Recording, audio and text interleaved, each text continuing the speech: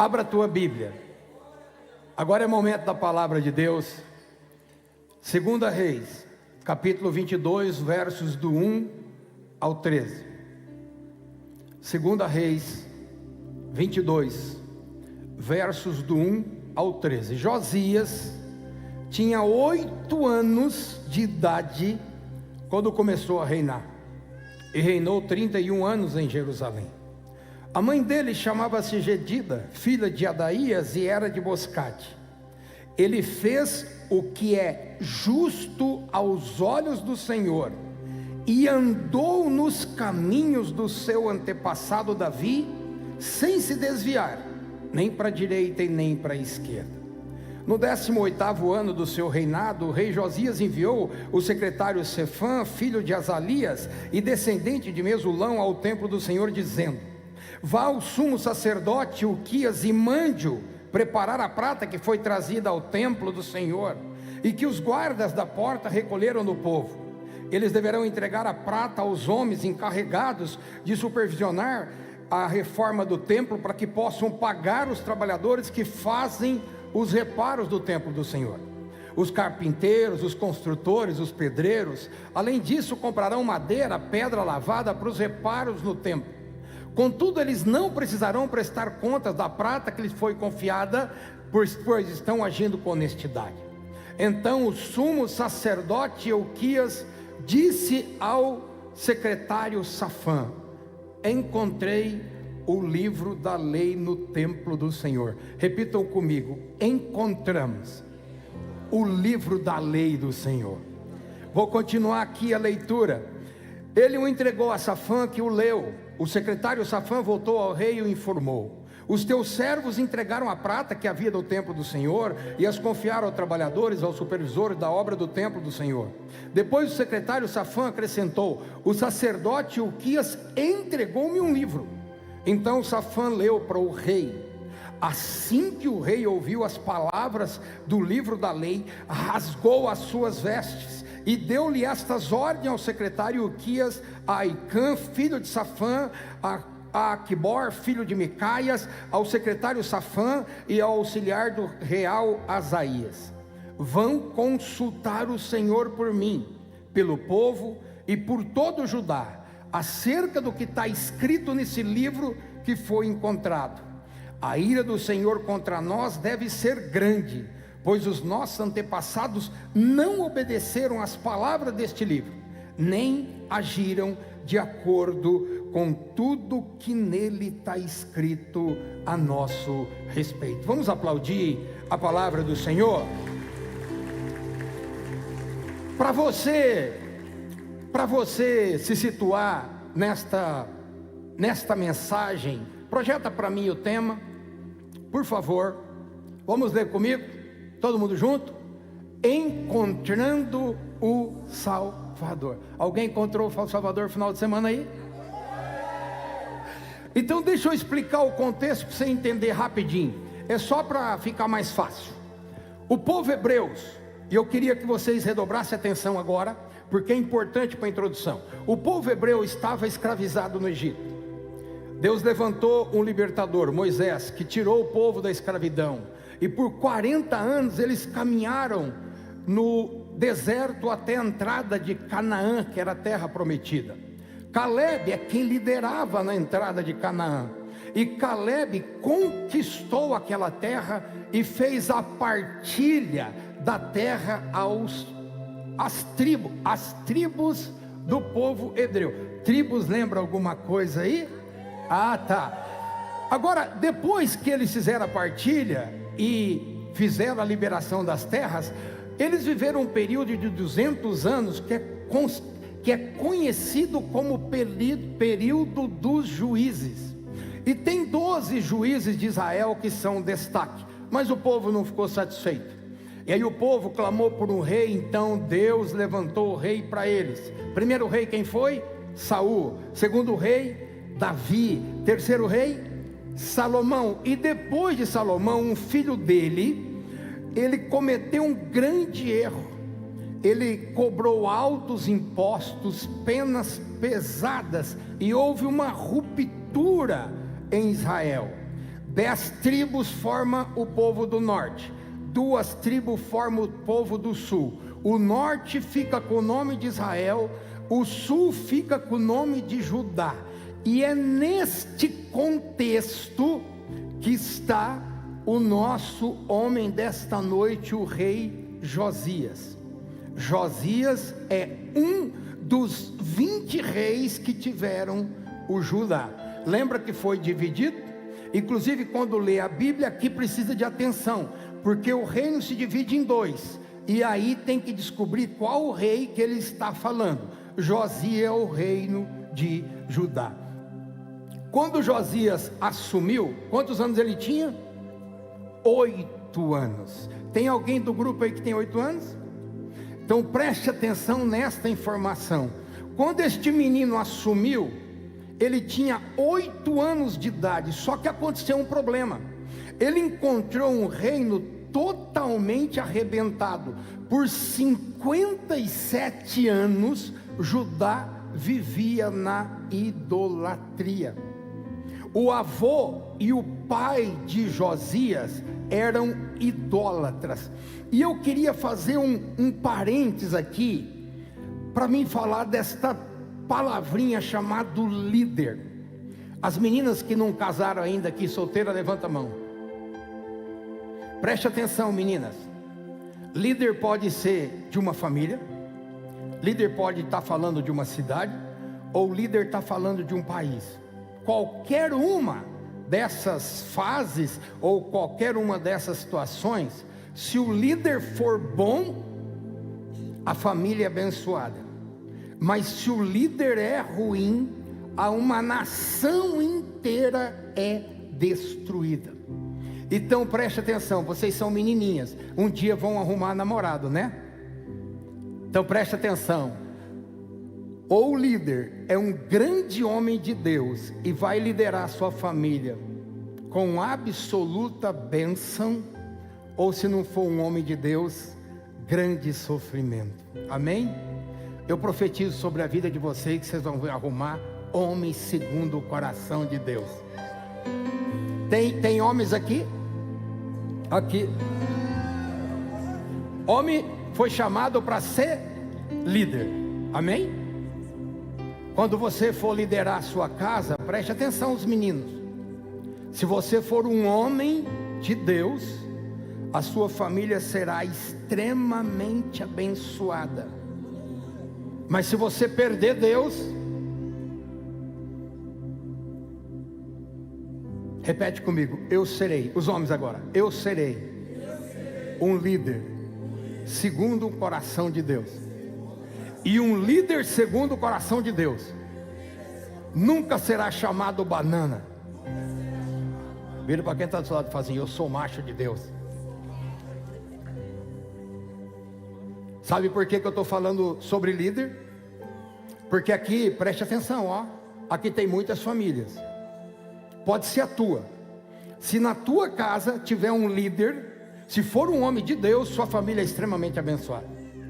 Mas se seu pai não for de Deus, a sua família está em grande risco. Por isso que tem muitos filhos que hoje não tem pai dentro de casa para pedir bênção, porque ele não era líder, ele era um grande banana. E quando não é de Deus, ele não entende a responsabilidade que tem. Amém? Deixa eu continuar. Vou voltar aqui. Então Josias assume um reino de intensa idolatria. E o que acontece aqui? O pai dele, eles eram ligados a deuses. Eles gostavam de astrologia, eles viam horóscopo. Naquela época já tinha troço que não presta, tem a vida inteira. Eles eram pessoas, eles eram feiticeiros, macumbeiro, idolatravam Baal. E foi neste contexto de total esfriamento espiritual que Josias assumiu Israel. A Bíblia fala em 2 Crônicas 34:3, é um texto paralelo a esse, que diz assim, ó: no 8º ano, quantos anos ele assumiu? Com 8. Agora é mais 8. Então no oitavo significa que ele está com 16 anos. No oitavo ano do seu reinado, sendo ainda bem jovem, o que aconteceu? Lê comigo agora. Ele começou a buscar o Deus de quem? Sabe por quê? Porque o pai e o avô dele não tinha Deus como a sua base. Ele teve que buscar de Davi, que era o antecessor lá de trás, era a raiz. Então com 16 anos ele começou a buscar. Aí vamos continuar lendo. O seu antepassado, no 12º ano, ele começou a fazer o quê? Então eu queria que vocês prestassem atenção nessa mensagem. As atitudes que acontecem quando nós temos um encontro com Deus. E aqui tem uma coisa importantíssima. E jovens, este homem aqui, aliás, eu louvo a Deus pela vida dos pastores, porque eu nunca imaginei que eu estaria pregando no dia de hoje que tinha encontro. Não tinha esse encontro. E essa ministração eu havia montado. E eu jamais imaginei que seria para o encontro, porque esse encontro não existia. Vocês inventaram ele nos 45 minutos do segundo tempo. E eu já tinha preparado. Eu não sabia, mas Deus sabia. Amém? Então é para vocês, isso aqui eu quero que vocês prestem atenção. A vida deste rei é um grande exemplo para nós. E aqui não é sobre idade, é sobre entrega. Aqui não é sobre cargo, é sobre atitude de coração. A atitude deste rei é uma coisa para ser observada. Olha só, ele assume com 8 anos uma nação perdida em idolatria, todo mundo desviado. Esse menino tem um encontro com Deus. E eu queria falar do tópico 1. E eu quero falar da vida desse menino. Vamos ler? No encontro com Deus há um despertamento interior. Quem aqui teve esse despertamento interior? Sabe o que é o despertamento interior? Sabe quando Deus nos chama para o encontro, que a gente sente aquela vontade de a partir daí começar a caminhar com Deus? É como se eu vou usar uma analogia. É como se o Espírito Santo entrasse no nosso coração e ele fizesse um efeito de um fungicida que expurgasse de dentro de nós toda a porcaria. E a gente então agora quer começar a fazer coisas melhor. Eu vi meninos indo para o encontro de brinco, Galdino, e eu não vi mais os brincos nos meninos, meu Deus do céu. Alguém teve um despertamento aí, amém, irmãos? Mas preste atenção o que você vai entender daqui a pouco. Eu estou brincando, meninos, mas aguenta aí que eles vão entender a mensagem. O que acontece? Nós começamos então a receber no coração uma forma de vida que agrade a Deus. Deixa eu contar uma coisa para vocês. Tem alguns jovens aqui de fora, eu posso falar. A maioria da igreja sabe. Quando eu conheci a Deus, eu era alcoólatra. Quando eu conheci a Deus, eu era adúltero. Eu tenho uma filha fora do casamento.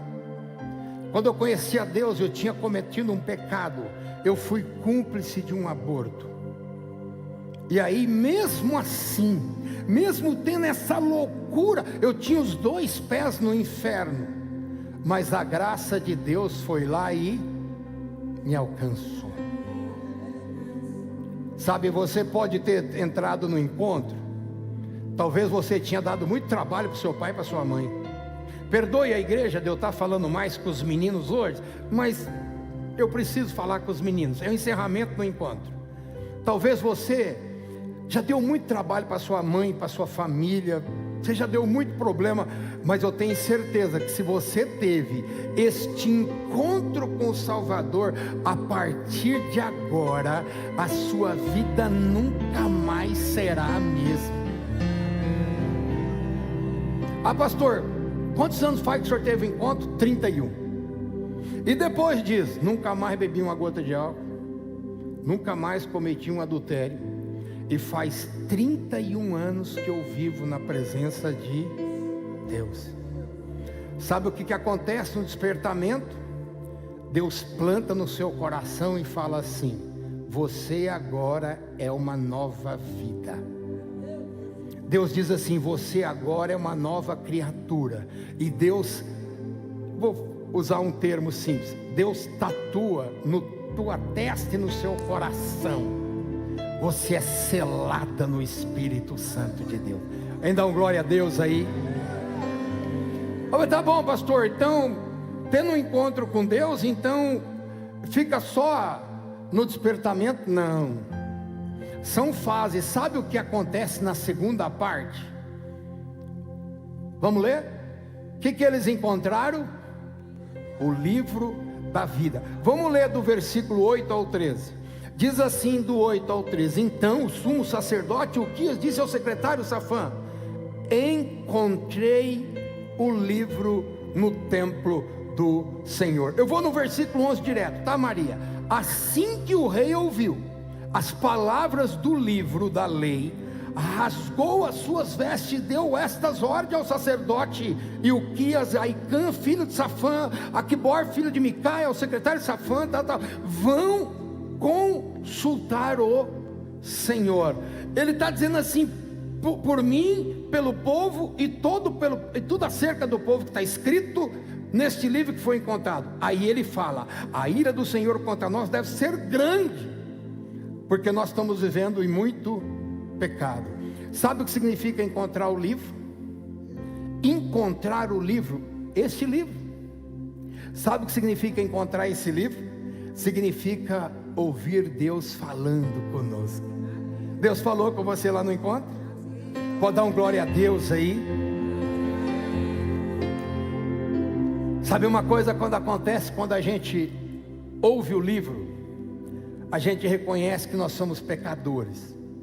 Nós reconhecemos que nós realmente somos falhos. E aí a gente lembra e fala: meu Deus, quantos erros eu fiz. A gente lembra do pai e da mãe, lembra das coisas, loucuras que nós fizemos. E eu tenho certeza que deve ter adolescente, olha que eu não fui no encontro, eu tenho certeza que tem adolescente que deve ter dado um trabalhão para o pai e para a mãe. Aí chegou lá na hora, quando ouviu, falou: meu Deus, eu estava fazendo tudo errado. Sabe o que diz a palavra aqui?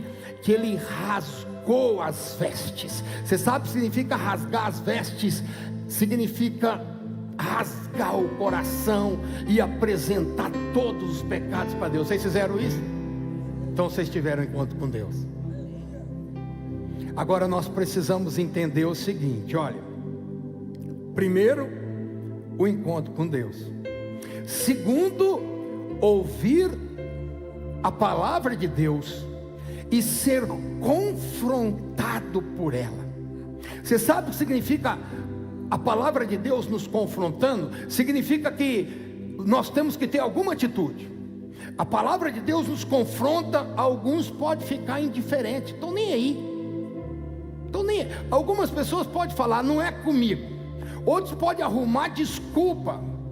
Agora aqueles que tiveram um encontro com Deus, ele rasga o coração e chora diante da presença de Deus. Deixa eu contar uma coisa para vocês. Quando eu tive um encontro com Deus, eu tinha tanto problema, tanto pecado, que depois de um tempo caminhando, sabe o que eu pedia? Jesus, não volta agora não. Tipo, dá um tempo. Eu achava que eu ia me salvar com as minhas obras, né? Idiotice da pouca caminhada. Mas eu falava para Deus: não volta agora não, porque eu queria tentar com a vida mostrar que eu tinha mudança. Mas o coração era rasgado na presença de Deus. E tem uma coisa importante, meninos, nessa parte aqui: muitas pessoas a passam de um jeito indiferente. Você quer que eu fale um pecado da igreja? A maioria tem um livro e não lê. Lê e não pratica. Ouve e não tem nenhuma atitude. Este é o grande problema da humanidade. Sabe que Deus existe, muitos têm um encontro com Ele, ouve a palavra, mas não tem reação nenhuma. Sabe o que Deus está chamando você neste encontro? Valorize esse livro. Vamos dar uma salva de palmas por Deus, para a sua palavra. Agora tem uma coisa importante: Tópico de número 3. Vamos ler? Restauração total externa. Primeira palavra de Deus tem que falar conosco, dentro do nosso coração. Depois que falou conosco, que tirou do coração, aí agora deixa eu começar a olhar para o lado de fora. Mas primeiro interno. Eu vou fazer um parênteses aqui, só para você entender. Tem uma coisa que vocês vão ouvir nas igrejas chamado doutrina. Muitas igrejas chamam de uso e costume. Uso e costume é o que o homem entendeu da Bíblia. Então o homem lê e entende e ele aplica, o pastor aplica. Eles chamam de uso e costume ou chama de doutrina. Existem igrejas que têm a doutrina forte. Eu vou pensar em doutrina como uma capa, você vai entender. Imagina que fosse uma capa protegendo você. A doutrina é muito forte. Não corte o cabelo, não pinte a unha, não use brinco, não faça isso. E aquela pessoa que entra nessa doutrina, que não teve o encontro, ela parece que está protegida. Isso não funciona. Primeiro o encontro tem que ser interno. Na hora que você tem um encontro interno, não precisa nem vir doutrina. A palavra de Deus vai te limpando. Você vai arrancando uma coisa, vai arrancando outra, vai tirando outra. Aí você começa a perceber que você precisa viver de acordo com o Deus que te salvou. Eu brinquei com os meninos do brinquinho. Eu brinquei, tá? Me perdoem aí, eu brinquei aqui antes de sair. Mas deixa eu contar uma coisa para vocês. Sabe por que os meninos usam brinco? A maioria sabe porque os jovens desta geração usam brinco. Eu vou explicar. Isso aqui é psicologia. Na casa, quem toma conta da casa e cuida de tudo é a mãe. E ela usa brinco. E como na casa a mãe usa brinco e ela toma conta de tudo, então eu vou ser que nem ela. Porque está faltando homem, está faltando pai, está faltando homem de Deus. Fala para quem está do seu lado: um homem de Deus não precisa, ele tem Deus no coração. Agora deixa eu fazer um comentário aqui. Eu queria que vocês prestassem atenção aqui. Agora é com os jovens. Pastor, eu uso brinco. Fique tranquilo. A palavra do Senhor no seu coração vai tirar o teu brinco. Pastor, eu tenho tatuagem. Não se preocupe, Deus não leva em conta o que nós fizemos na ignorância. Porque preste atenção, usar brinco, ter tatuagem e qualquer outra coisa é um pecado pequenininho perto de alguém que foi cúmplice de um aborto, que é um dos pecados mais graves dessa terra. Tirar a vida de uma criança que sequer tinha condição de defesa. Então, mas eu uso tatuagem, eu não sei o que. Isso é idiotice. Pode ficar tranquilo que isso não vai te tirar da salvação. Porém, não adianta vir tentar tirar de fora para dentro. Tem que ser de dentro para fora. Repete: eu preciso ter um encontro com Deus.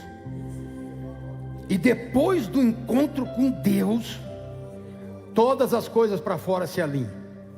Eu vou fazer mais um comentário. Um dia eu fui no supermercado e minha filha foi comigo e nós paramos. Tinha uma amiga dela e ela cumprimentou a amiga dela. Minha filha tinha uns 14, 15 anos na época, faz muito tempo. E aí a minha filha voltou, montou no carro e eu disse: é sua amiga? Ela falou: é. Eu disse: essa menina sofreu muito. Eu disse: essa menina sofreu muito. Ela foi criada pelo pai e pela mãe. E minha filha falou: ué, como é que o senhor sabe? Ela não tem pai e mãe, ela foi criada por uma avó. E eu disse: ela está sofrendo muito. Inclusive ela precisa de Deus no coração, você tem que evangelizar ela. Aí ela virou para mim e falou: pai, como é que o senhor descobriu que ela não tem Deus no coração? Sabe por quê? O cabelo da menina era azul. Como assim, pastor? Uma pessoa que não tem Deus no coração chama atenção parecendo uma árvore de Natal por fora. Quem tem Deus no coração já é suficiente, não precisa ficar aparecendo por fora, não precisa ficar se mostrando. Você sabe por que as menininhas aqui, levanta a mão, ótimo, preste atenção agora. Você sabe por que as menininhas, não estou falando de vocês, estou falando das menininhas. Você sabe por que as menininhas quando saem na rua, elas vão com aquelas mini saias bem apertadinhas e anda toda assim, rebolando? Já viram isso? Elas põem aquelas mini sainhas assim, que quase não tampa aqui o bumbumzinho. Aí elas andam todas assim. Sabe por quê? Eu explico. Carência. E carência é uma coisa terrível. Carência é a falta de amor em algum momento que eu precisava e alguém não me amou. Pode ser o pai, pode ser a mãe. E pela carência, então, elas vão quase seminuas. O dia que Deus entrar no coração dela, Deus fará que ela mesmo estique a roupa dela. Quem entendeu diz amém. Agora não adianta falar lá, ó, parece uma... Não adianta, não façam isso, pelo amor de Deus, vocês não devem fazer isso. Sabe uma coisa linda que o Espírito Santo colocou no coração do Vitor e da Lara? Vão, e o que você recebeu, transmita, leve o amor. E vocês saíram e foram abraçar as pessoas. É isso que nós temos que fazer, irmãos. É isso que muda uma pessoa, é isso que transforma a vida de uma pessoa. Deixa eu só encerrar. Primeiro, os pecados do coração. Repete comigo. Primeiro, o encontro com Deus, e aí Ele tira os pecados do meu coração. Depois de eu arrancar os pecados do meu coração, o modo de vestir, o modo de falar, os brincos, as tatuagens, até o Corinthians eu renuncio da minha vida em nome de Jesus.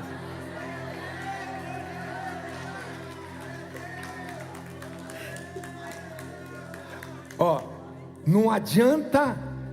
Você sabe por que eu estou falando para vocês? Sabe por que eu estou falando para vocês?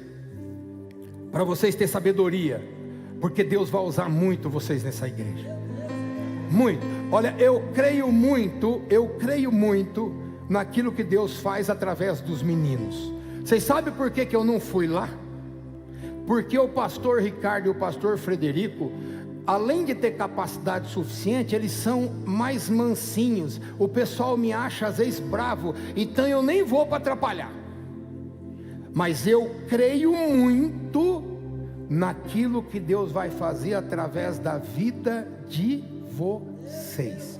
E quando vocês veem alguém, agora isso aqui eu vou ensinar para vocês nunca esquecerem. Quando vocês veem algum jovem se portando de forma incorreta, de trajes indecentes ou com algum vício, não olhe para o pecado. Lembre que ele está precisando ter um encontro com Deus.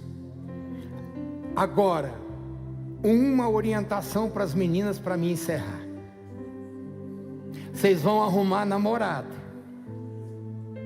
E agora o namorado não pode olhar mais para o corpo e por fora.